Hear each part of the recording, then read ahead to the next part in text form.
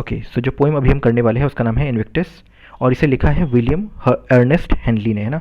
और जो पोएम है वो बहुत ही फेमस है, क्योंकि जो पोएम है वो डिस्प्ले करता है कि एक पर्सन कितना रेजिलेंट हो सकता है ना, वो कित उसे उसे कॉन्कर करना कितना मुश्किल हो सकता है ना।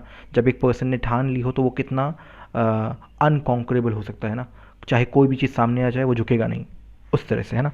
सो जो पोएम है वो इन्होंने लिखा है जब 1875 में इन्होंने लिखा है, जब इन्हें ट्यूबरक्लोसिस था, बोन का ट्यूबरक्लोसिस था इन्हें, और ये हॉस्पिटल में थे, है ना। और इन्होंने ये जो पोएम है वो एक कलेक्शन में पब्लिश कराया था, जिस कलेक्शन का नाम है हेनलीज कलेक्शन इन हॉस्पिटल, है ना। 16 लाइन की ये स्टैंजा है, सॉरी 16 लाइन की ये पोएम है, 4 स्टैंजा है इसमें, सो क्वार्टरेंस है हमारे पास 4। एंड यूजुअली हमें इसमें देखने को मिलता है आयम्बिक टेट्रामीटर, है ना।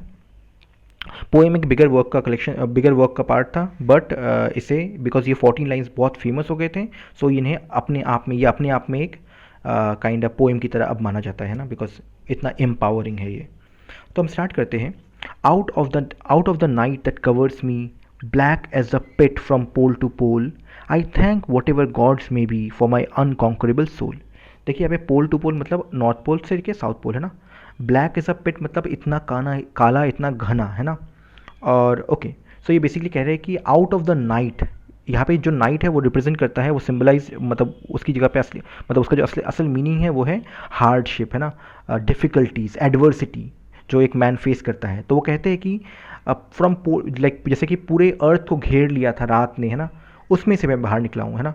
अब ये पूरे अर्थ को रात ने घेर लिया था, और उस ब्लैक रात से, उस एडवर्सिटी से मैं बाहर निकला हूँ, है ना। I thank whatever gods may be for my unconquerable soul. और भले ही अब इतने सारे रिलीजन हैं और सब लोग डिफरेंट डिफरेंट रिलीजन के लोग डिफरेंट डिफरेंट गॉड को रिस्पॉन्सिबल देते हैं कि उनकी वजह से हम लोग अच्छे हैं, ब्ला ब्ला ब्ला, है ना। तो यहाँ पे जो हमारे पोएट है बोलते हैं कि मुझे फ़र्क नहीं पड़ता वो कौन सा गॉड है ना, जो भी वो गॉड हो, मैं उन्हें धन्यवाद चाहता हूँ कि मेरा जो ये अनकॉन्करेबल सोल है, कि मैं हार नहीं माना, है ना। भले ही कितनी भी एडवर्सिटी आ गई, कितना भी प्रॉब्लम आ गया, मैंने हार नहीं माना। इसके लिए जब भले ही वो कोई भी गॉड हो जो ऊपर है, उसको मैं थैंक यू जनाता हूँ ना। तो बेसिकली ये कह रहे हैं कि मैंने हार नहीं मानी, और ये चीज़ों मैंने हार नहीं मानी, भले ही कितनी भी हमारे सामने एडवर्सिटी आ गई, कितना भी रात कितना भी गहरा हो, है ना, मैंने रात पार किया है, मैंने बीच में हार नहीं मानी है। नेक्स्ट जो 4 लाइन है वो है, in the fail clutch of circumstance I have not winced nor cried aloud. Under the bludgeonings of chance, my head is bloody but unvowed. तो वो कहते हैं कि in the fail clutch of circumstance, है ना। देखिए हम सब ये कहते हैं कि जो हमारा क्लच मतलब होता है हाथ, है ना, पकड़ के अंदर आ जाना, है ना। और विंस्ड मतलब जब आपको कोई लाइक कोई भी आपको अगर पेन दे, है ना, कोई आपको सुई चुभाए, तो आप जो रिएक्शन देते हो उसे बोलते हैं विंस्ड, है ना, थोड़ा सा झिझकना, थोड़ा हिलना, है ना, बॉडी का जो रिएक्शन होता है। तो वो कहते हैं कि जब सर्कमस्टेंस जब हमारा जो सर्कमस्टेंस है वो ऐसा हुआ, मतलब एडवर्सिटी हुई, कोई भी बुरा मेरे साथ घटा, मेरे आसपास सब कुछ ख़राब होने लगा, तब भी ना मैं रोया, मैंने रोया नहीं, सबके सामने चिल्लाया नहीं, सबको अपना रोना दिखाया नहीं, और ना ही मैं विंस्ड हुआ, है ना ही मैं चमका, है ना, मेरा बॉडी जो है उसने रिएक्ट किया नहीं, मैं बना रहा, है ना, मैं स्ट्रांग बना रहा। भले ही कुछ भी हो गया हो, भले ही जो मेरे सर्कमस्टेंस है वो कितने ही ख़राब हो गए हो, है ना, मेरी परिस्थिति कितनी भी ख़राब हो गई हो, बट मैंने हार नहीं मानी, मैं झुका नहीं, मैं रोया नहीं। Under the bludgeonings of chance my head is bloody but unbowed. और जो ब्लजनिंग होता है बीटिंग, आप किसी को बहुत बुरी तरह मारे, है ना, बहुत बड़े ऑब्जेक्ट से, तो उसे कहते हैं ब्लजनिंग्स, है ना। तो जो फेट है, जो हमारा जो भाग्य है, वो हमें मारता रहता है ना। आपको लगता है सब कुछ अच्छा है, सब कुछ सही चल रहा है, एंड तभी आपको आपके साथ कुछ बुरा होता है। ऑब्वियसली बात है, डेथ एक इंपॉर्टेंट फैक्टर है। आपको लगता है सब कुछ अच्छा हो रहा है, तभी एक डेथ हो जाता है। आपको लग रहा है रिलेशनशिप बहुत अच्छा चल रहा है, तभी वो टूट जाता है। सो ऐसे ही आपको लग रहा है ये जॉब मुझे मिल जाएगा, देन वो छूट जाता है। तो आप जो भी कर लो, आपके लाइफ में एडवर्सिटी तो आनी है ना। तो वो जो एडवर्सिटी है, ये जो चांस है, जो फेट है, हमारा डेस्टिनी है, उसके बीटिंग के बाद भी मेरा जो सर है वो ब्लडी ज़रूर है ना, मेरे सर से खून निकल रहा है, मतलब मुझे चोट, ऐसा नहीं कि मुझे चोट नहीं लगी, मुझे चोट लगी, बट अनबाउड, बट अभी भी मैं झुका नहीं, है ना। भले ही कुछ भी हो गया हो, मैंने अपना सर अब तक झुकाया नहीं, मैं अभी भी I am like still standing strong, है ना। नेक्स्ट जो 4 लाइन है वो है, beyond this place of wrath and tears looms but the horror of the shade, and yet the menace of the years finds and shall find me unafraid. तो ये जो 4 line है, ये एक निहिलिस्ट को बहुत चुभेगा, है ना। एक निहिलिस्ट को ये जो 4 लाइन है उसके लिए है इन अ वे। तो वो कहते हैं beyond this place of wrath and tears, ये जो हमारी रियलिटी है ना, जिसमें हमें सिर्फ एंगर होता है और हमें हमारा सिर्फ आंसू बहता है। आप कोई भी हो, है ना, आप कोई भी हो, आप लाइफ के थ्रू जब जा रहे होंगे तो आपको बुरे दिन देखने को मिलेगा, है ना, आपको गुस्सा आएगा, आपको सैडनेस फील होगी, तो आप रोएंगे, आप एंगर फील करेंगे, ना। और यही है इस जीवन में, यूजुअली यही है जो पेनफुल सब्सटेंस है लूम्स। बट ये जो प्लेन है हमारा, ये जो रियलिटी है, इसके उस पार क्या है? Looms but the horror of the shade, है ना। क्या जब आप मर जाओगे तो आपके पास बस शेड है ना, आप बस सब कुछ ख़त्म है ना। जो जो शेड का हॉरर है कि आप कुछ नहीं कर सकते, आप जस्ट बैठे हुए हैं, लेटे हुए हैं, ज़िंदगी अब मीनिंगफुल नहीं है बिकॉज आप मर चुके हैं ना। तो हमारा रैथ था, ये जो एंगर वाला और ये जो दुख भरा हमारा वर्ल्ड है, इसके उस पार, इसके बियॉन्ड सिर्फ डेथ है ना, और कुछ नहीं है।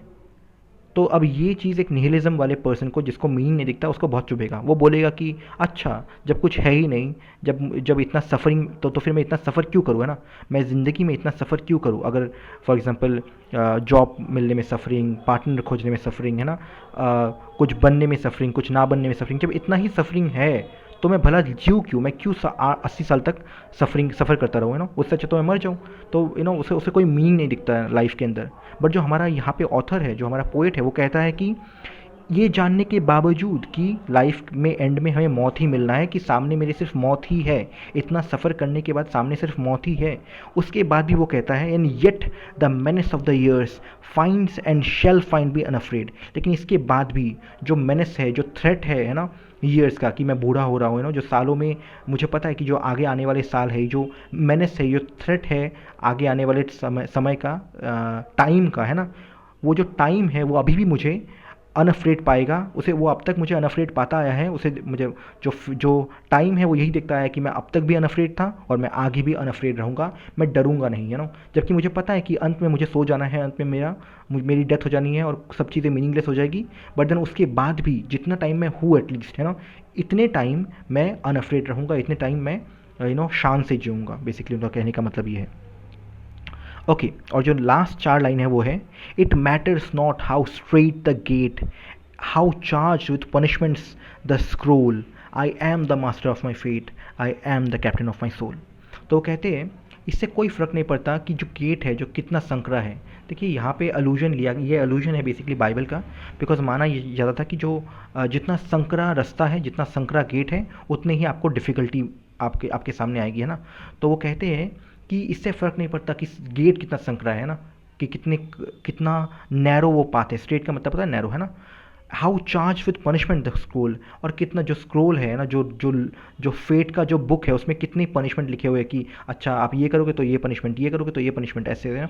कि इससे मैं आप फॉर एग्जांपल आप अगर एक गेम खेल रहे हो और उस गेम के अंदर आपको एक चांस है ना, आपको पता है ये पॉसिबिलिटी प्रोबेबिलिटी है ना। तो इमेजिन कीजिए एक डाइस का गेम है ना, और डाइस के गेम में मैंने आपको बोला कि ओके, अगर 1 आया तो आप बच जाओगे, बट अगर 2 3 4 5 6 कुछ भी आया तो आप पिटोगे, है ना। तो आप ऑब्वियसली ये गेम नहीं खेलना चाहोगे बिकॉज फेयर नहीं है। बट देन ये पर्सन ये कहता है कि इट डजेंट मैटर ये फेयर है कि नहीं, मुझे फ़र्क नहीं पड़ता कितना पनिशमेंट है, कितना वो जो स्क्रोल है, वो जो फेट का बुक है, उसमें कितने सारे पनिशमेंट लिखे हुए हैं ना। इट डजेंट मैटर कितना नैरो है, कितना इम्पॉसिबल ये टास्क है। मैं अपने फेट का, जो मेरा भाग्य है उसका मास्टर मैं हूँ, और जो मेरा सोल है उसका कैप्टन मैं हूँ, है ना। जो मेरा सोल है, अब कैप्टन यहाँ पे इसलिए बोला है बिकॉज जब एक शिप का कैप्टन था ना, और जैसा कैप्टन चाहता है कि मैं शिप को यहाँ लेके जाऊँगा, वहाँ लेके जाऊँगा, तो वैसे ही शिप जाती है ना। तो मैं हूँ अपने सोल का गाइड करने वाला, है ना, मैं हूँ कैप्टन। तो मैं ही चलाऊंगा, भले ही आप मेरे सामने डिफ़िकल्टीज रख दीजिए, वो आ ही सकती है ना।